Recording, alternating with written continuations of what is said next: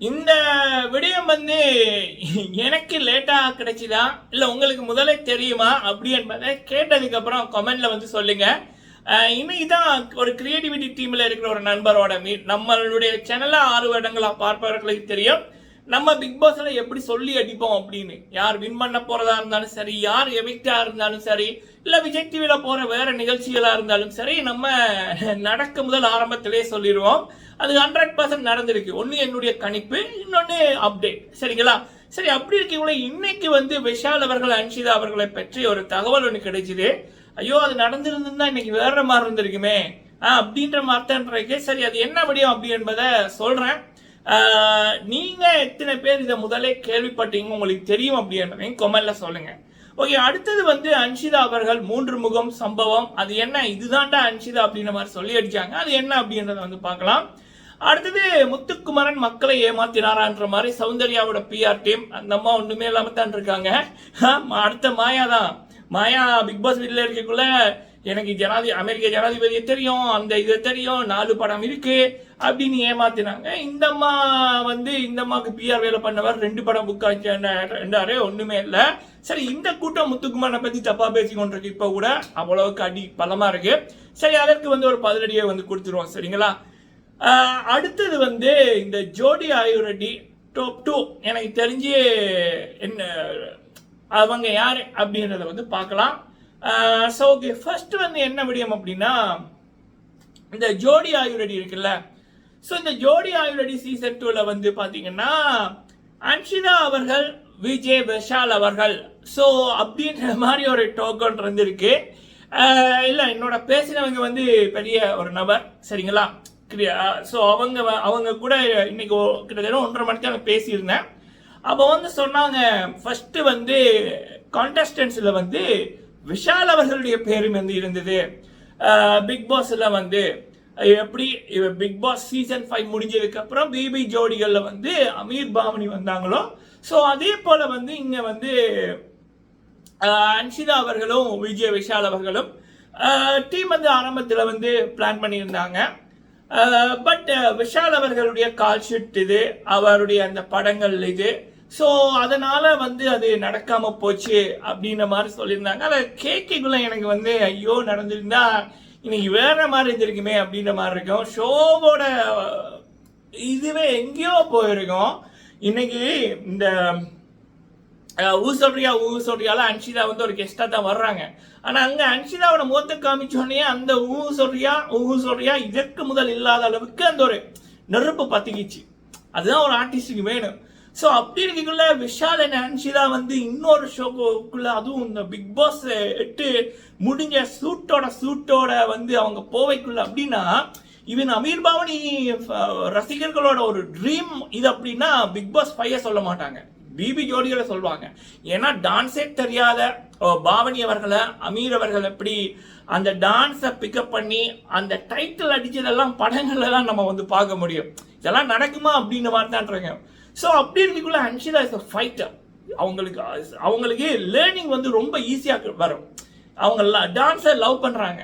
So அப்போ and இங்கால பக்கம் விஷால் ஒண்டர்ஃபுல் டான்ஸர். ஒரு ஹீரோ டான்ஸர்னா எப்படி இருக்கும் அப்படி இருக்கும். அவருடைய நடனத்தை நிறைய வந்து பிக் பாஸ்ல பார்க்க எதிர்பார்த்தோம், பார்க்க கிடைக்கல. ஸோ அப்படி இந்த 2 பேரையும் கொண்டாடுற கூட்டம் வெளியில லட்சக்கணக்கில் இருக்கு. ஸோ அப்ப இவங்க 2 பேர் மட்டும் இந்த ஷோல வந்திருந்தாங்கன்னா, பேரா இருந்திருந்தாங்கன்னா, கண்டிப்பா அது ஒரு ட்ரீம் மாதிரி இருந்திருக்கும். ட்ரீம் ப்ராஜெக்டா விஜய் டிவிக்கு இருந்திருக்கும். அது ஏதோ மிஸ் ஆயிட்டுது. ஸோ இதை கேள்விப்பட்டதுல இருந்து எனக்கு வந்து எப்படி மிஸ் ஆச்சு, ஏன் அப்படின்ற மாதிரி தான் இருந்தது. அதை சொல்லணும்னு ஆசைப்பட்டா சொல்லிருங்க. உங்களில் எத்தனை பேர் இதை வந்து ரூமராவோ இல்லை இப்போ நான் கேள்விப்பட்ட மாதிரி கேள்விப்பட்டீங்க, அது தெரிஞ்சிருக்கு அப்படின்னு தெரிஞ்சிருந்தா கமெண்ட்ல வந்து சொல்லுங்க. பட் இது ஒரு பெருசா எனக்கு அதை கேட்கும் போது எனக்கு பெருசா ஒண்ணுமே இல்லை. கேட்டதுக்கு அப்புறம் அப்படின்னு தான் இருந்தது. சரிங்களா?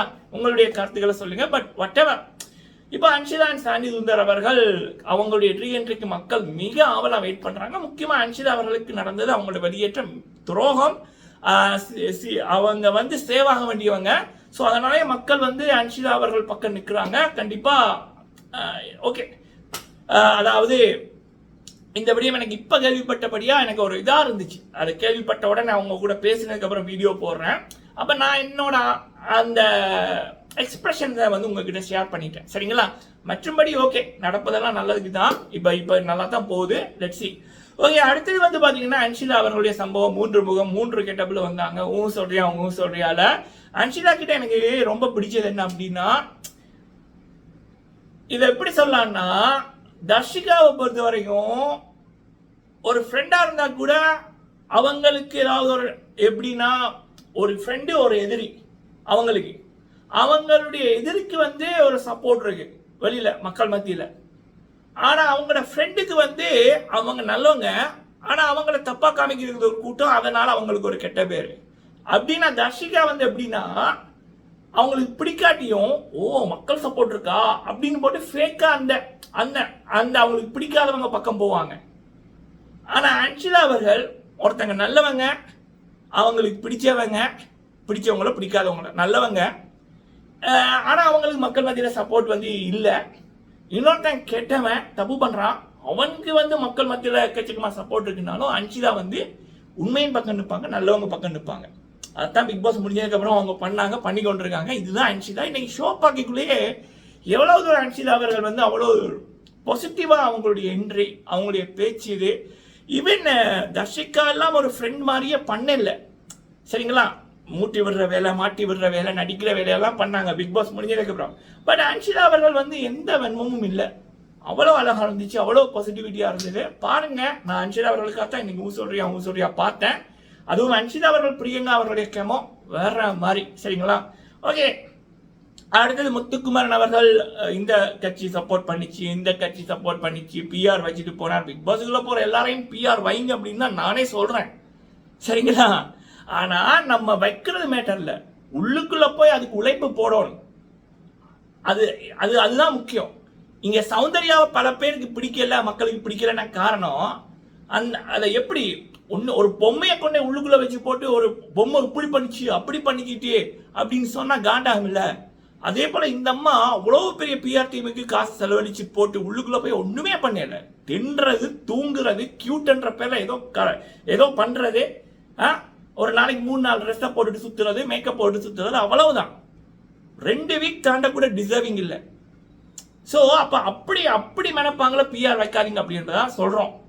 மற்றபடி முத்துக்குமரன் அவர்கள் பிஆரை வச்சு மக்களை ஏமாற்றவும் இல்லை, மக்கள் ஏமாறவும் இல்லை. இவங்க சொல்ற மாதிரி அவருடைய உழைப்பு, அதை வந்து மக்கள் பார்த்தாங்க, இல்ல மக்களிடம் சில பேர் கொண்டு சேர்த்தாங்க, மக்கள் அவரை வெற்றி பெற வச்சாங்க. He deserve it. அவ்வளவுதான். இதுக்கப்புறம் குறைச்சிக்கிட்டு இருக்கட்டும், வேற என்ன பண்ண முடியும்?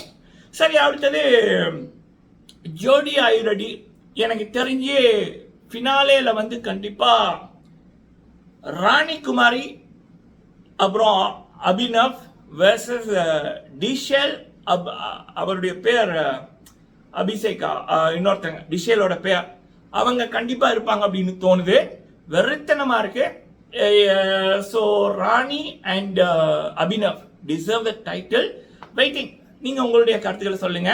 இந்த வாட்டி இந்த சில கூட்டம் பார்த்தேன், ஜோடி ஆயுரடி ப்ரோமோக்களை பார்த்தேன். தமிழன் வெல்லணும், இது வெல்லணும், தமிழன் அந்த மொழி இந்த மொழியில திறமை தான் வெல்லணும். இந்த ஷோல வந்து அந்த டைட்டில் அடிக்கிற தகுதி வந்து ராணிகுமாரி அண்ட் அபினவுக்கு இருக்கு.